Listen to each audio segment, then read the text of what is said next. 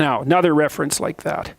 This is from Psalms 74.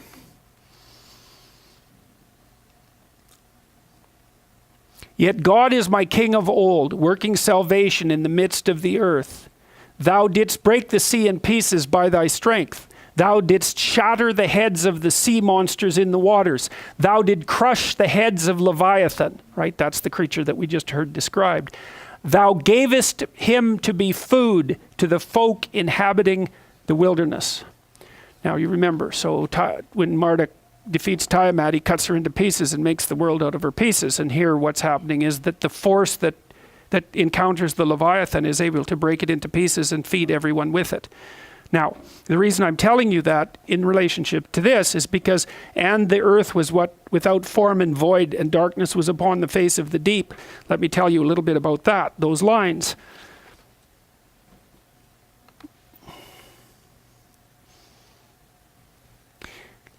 Before God begins to create, the world is tohu wabohu. That's from the Hebrew. The word tohu by itself means emptiness or futility. So there's a psychological element to that, eh? And that emptiness or futility in some sense is what you confront when you're trying to extract your life from the world. It is used to describe the desert wilderness as well. Tohu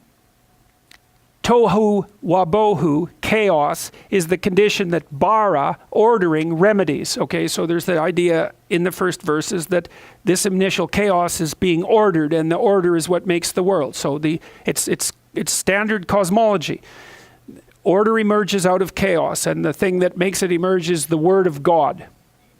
Now, darkness and deep, which is tehom in Hebrew, are two of the three elements of the chaos represented in tohu wabohu. The third is the formless earth. In the Enuma Elish, the deep is personified as the goddess Tiamat, the enemy of Marduk. Here it is the formless body of primeval water surrounding the habitable world.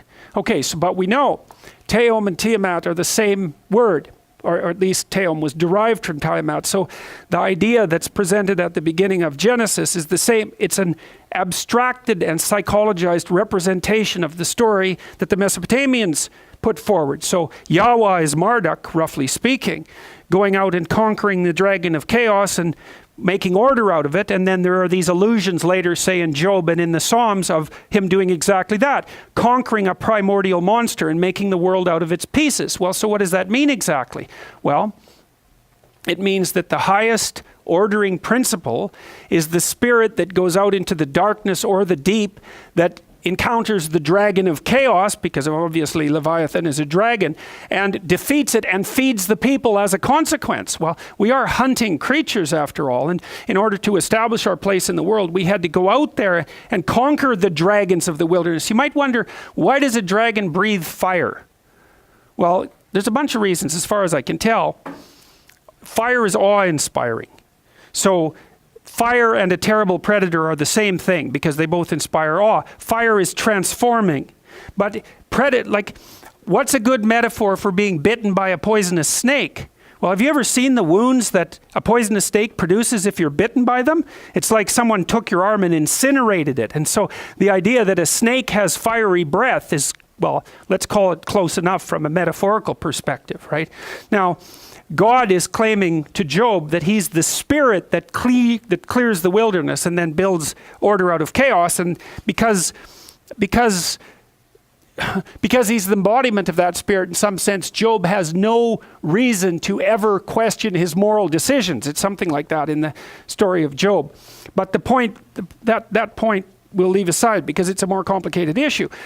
The point is that the writers of the Bible are trying to dream up a representation of the spirit of civilization. That's the right way to think about it. You can think of Yahweh as the spirit of civilization. And what is that? Well, it's the thing that encounters the wilderness and makes habitable order, but then it's also the spirit of the order itself. And that's, I think, why in Christianity there's a representation of God the Father, because he's a representation of the culture that's generated after the the chaos is ordered, right? You have the spirit that goes out into chaos and orders, and then you have the spirit of the order, and then the spirit of the order and the spirit of the ordering principle have to figure out how to coexist. That's partly what the Egyptians were trying to figure out, right? There's a dynamic relationship between the culture and the spirit that generates the culture. And then you might also ask, should the culture be superordinate, or should the spirit that generates the culture be superordinate?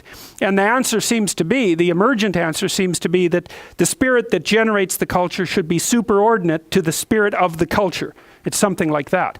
And that's also why I think that one of the brilliant discoveries, let's say, of Western individualistic civilization is that the group is there to serve the individual, because the individual is the thing that revivifies the group. So each depend on the other integrally. But if you subordinate the individual to the group, then the group stagnates and dies. And so that's a very bad long-term strategy, even though the group and belonging to the group is clearly necessary. You need to uphold the values of the group, but the values of the group should be subordinated to producing the individual who gives the group vision. And the Mesopotamians figured that out. The Egyptians figured that out. We figured it out. We just don't know that we figured it out. And it's not a mere arbitrary supposition.